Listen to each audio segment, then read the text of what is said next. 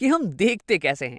मेरा मतलब है कि हम सामने रखे हुए ऑब्जेक्ट्स या फिर मिरर में बन रही हुई इमेज, इसे हम देखते कैसे हैं। तो अब इसके लिए एक ऑब्जेक्ट को ले लेते हैं। मेरे पास यहाँ पे एक संतरा है और ये रखा हुआ है कहीं रूम पे। रूम में है एक लाइट का सोर्स, ये बल्ब, जो कि हर डायरेक्शन में लाइट रेस को छोड़ रहा होगा। अब जो लाइट रेस मेरे संतरे के ऊपर पड़ रही होंगी, वो पड़ने के बाद रिफ्लेक्ट हो जाने वाली हैं, हर डायरेक्शन में रिफ्लेक्ट हो जाने वाली हैं। अगर मैं इस संतरे पे कोई पॉइंट भी लूँ ना, ये वाला पॉइंट, तो इस पे भी जो लाइट रेस पड़ रही होंगी, ये हर एक डायरेक्शन में रिफ्लेक्ट हो जाने वाली है। अब देखो, अगर मुझे इस पॉइंट को देखना है तो मुझे एटलीस्ट 2 रिफ्लेक्टेड रेस चाहिए होंगी जो कि मेरे आंखों में पड़े, एटलीस्ट 2 रेस।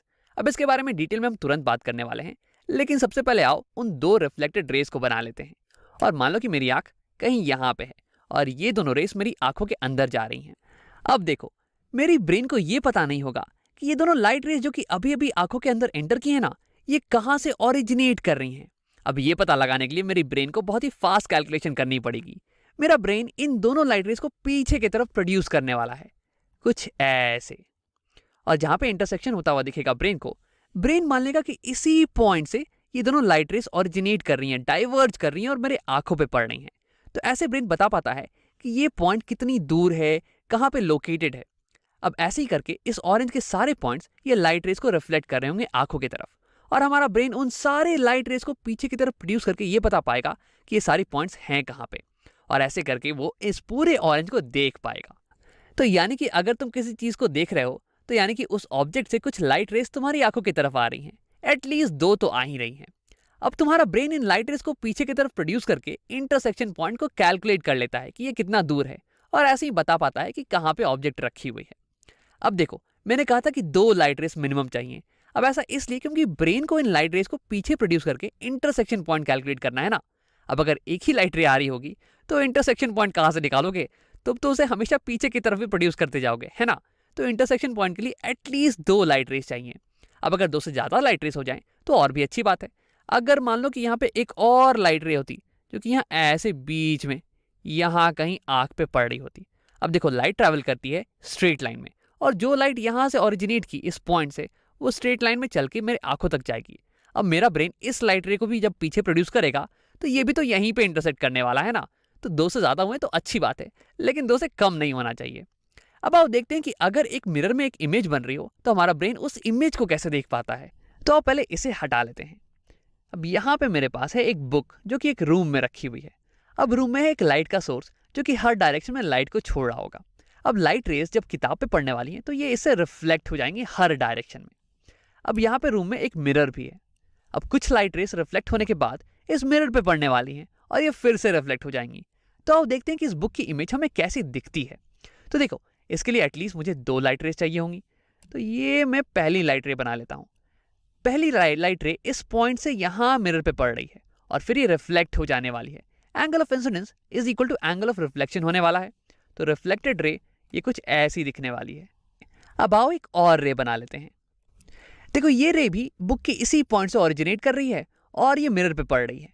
अब देखो, इसकी एंगल ऑफ इंसिडेंस ये ग्रीन वाली रे से थोड़ी ज्यादा है, तो इसलिए इसकी एंगल ऑफ रिफ्लेक्शन ये भी ज्यादा होनी चाहिए, और ये सेकेंड वाली रे कुछ ऐसे रिफ्लेक्ट कर जाएगी।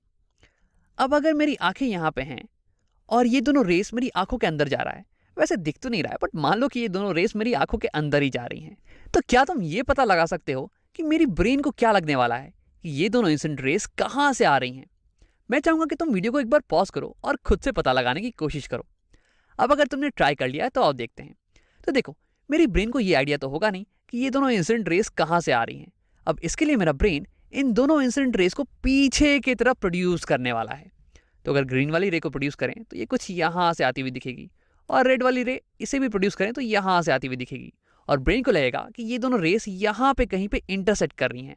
तो यानी कि हमारा ब्रेन ये सोचेगा कि ये दोनों इंसिडेंट रेस ये यहीं से ओरिजिनेट कर रही हैं और यहाँ से डाइवर्ज करके हमारी आंखों पे पड़ रही हैं। तो मेरे ब्रेन के लिए यही पॉइंट ये हो गई सोर्स, इन दोनों रेस की सोर्स, और उसे लगेगा कि बुक के ये वाली पॉइंट ये यहाँ पे है। अब वैसे ही करते करते बुक की सारी पॉइंट्स ये कुछ रेस भेजने वाली हैं जो कि रिफ्लेक्ट करके हमारी आंखों पे आएंगी, और हमारा ब्रेन उन सारी रेस को पीछे की तरफ एक्सटेंड कर देगा, और उसे फाइनली बुक कुछ यहाँ पे दिखने वाला है, कुछ ऐसे। अब अगर तुम ध्यान से देखोगे तो देखो, यहाँ पे बुक लिखा हुआ है कुछ ऐसे, BOOK, के ऐसे की तरफ है, बी का ये कर्व पाथ ये इधर की तरफ है, राइट साइड की तरफ। लेकिन अगर इमेज में देखो तो यहाँ पे बी का कर्व्ड वाला पार्ट ये थोड़ा लेफ्ट साइड में ऐसे उल्टा लिखा हुआ है। तो ऐसे ही होता है मिरर इमेजेस में। मिरर इमेजेस इन्वर्टेड होती हैं, फ्लिप्ड होती हैं, लैटरली इन्वर्टेड, लेफ्ट का राइट हो जाता है और राइट का लेफ्ट हो जाता है। अब अगर तुमने इस चीज़ को खुद कभी एक्सपीरियंस नहीं किया हो तो मैं चाहूँगा कि तुम मिरर के सामने जाओ और अपने लेफ्ट हैंड को उठाओ। तुम्हें दिखेगा कि तुम्हारी इमेज वो अपने राइट हैंड को उठा रही है। अब आओ बात करते हैं इमेज के बारे में। देखो यहाँ पे तुम्हारे ब्रेन को लग रहा है कि किताब यहाँ पे कहीं है, इतनी दूर पे, लेकिन असल में तो किताब यहाँ पे है ना। तो इसे हम कह देते हैं इमेज। इमेज जहाँ पे तुम्हें लगे कि ऑब्जेक्ट हो लेकिन ऑब्जेक्ट असल में वहाँ पे नहीं हो तो उसे हम कह देते हैं इमेज ऑफ द ऑब्जेक्ट। देखो यहाँ पे तुम्हारी ब्रेन ये एक्सट्रापोलेट कर रही है इन रेस को पीछे की तरफ और इसे लग रहा है कि इंटरसेक्शन कहीं यहाँ पे हो रहा है, कहीं यहाँ से लाइट रेस निकल के आ रही है तुम्हारी आंखों की तरफ, लेकिन असल में तो लाइट रेस यहाँ से आ रही थी। ठीक है, तो ये हो जाने वाली इमेज ऑफ द ऑब्जेक्ट। और देखो ये वाली इमेज ये होने वाली है वर्चुअल इमेज। इमेज भी दो टाइप की होती है, रियल एंड वर्चुअल। तो ये हो जाएगी वर्चुअल इमेज। वर्चुअल का मतलब होता है नकली या फिर काल्पनिक। देखो असल में इस मिरर के पीछे ये तो कुछ है नहीं। तुम्हारे दिमाग को भले ही लग रहा हो कि किताब यहाँ इतने पीछे में है, लेकिन मिरर के पीछे तो कुछ भी नहीं है, नहीं मिरर के अंदर कुछ है ना। तो इसलिए हम इसे कह देते हैं वर्चुअल इमेज। देखो यहाँ पे जो लाइट रेस तुम्हारी आंखों के अंदर आ रही हैं वो असल में पीछे यहाँ पे इंटरसेक्ट नहीं कर रही हैं। वो तो हमने हमारे ब्रेन को लग रहा है कि यहाँ पे कहीं इंटरसेक्शन हो रहा होगा, लेकिन असल में तो इंटरसेक्शन हो नहीं रहा है। तो ऐसी इमेजेस को हम कह देते हैं वर्चुअल इमेजेस। और आगे जाके तुम रियल इमेज के बारे में भी पढ़ने वाले हो और रियल और वर्चुअल इन दोनों के बीच के डिफरेंस को अच्छे से हम समझने वाले हैं, लेकिन अभी के लिए इतना ही रहने देते हैं। वैसे हाँ, एक और बात मैं ये बताना चाहूँगा कि इस चैप्टर में जब भी हम किसी मिरर या फिर लेंस का इस्तेमाल करके इमेज बनाएंगे ना, तो ऐसे हम 3D ऑब्जेक्ट्स का इस्तेमाल नहीं करने वाले हैं। चीज़ों को सिंपल रखने के लिए हम ऑब्जेक्ट्स को एक एरो की मदद से ही दिखाने वाले हैं। जैसे कि फॉर एग्जाम्पल अगर मान लो कि तुम्हारे पास यहाँ पे कुछ हो, ये ग्राउंड है और ये मिरर है, और मान लो कि यहाँ पे कहीं एक ऑब्जेक्ट रखा हुआ है, तो ऑब्जेक्ट को मैं इस बार एक एरो से ही दिखाने वाला हूँ क्योंकि ये सिंपल हो जाएगा। अब देखो अगर मुझे पता करना है कि इस ऑब्जेक्ट की इमेज कहाँ बनने वाली है, कैसी बनने वाली है, तो फिर से मैं वही सारी चीज़ें करने वाला हूँ। मैं टॉप मोस्ट पॉइंट लूंगा, इस ऑब्जेक्ट का एक कोई सा भी पॉइंट ले लूंगा, टॉप मोस्ट पॉइंट ले लेते हैं और इसे दो रेस को निकालते हैं। तो एक रे ऐसे जा रही है और मिरर पे हिट कर रही है। अब देखो इस रे की एंगल ऑफ इंसिडेंस ये तो हो गई 0, तो एंगल ऑफ रिफ्लेक्शन ये भी हो जाएगा 0, और ये रे बिल्कुल ऐसे ही लौट जाने वाली है। ये ऐसे लौट जाएगी और यहाँ वापस ऐसे आने वाली है। अब दूसरी रे की बात करते हैं।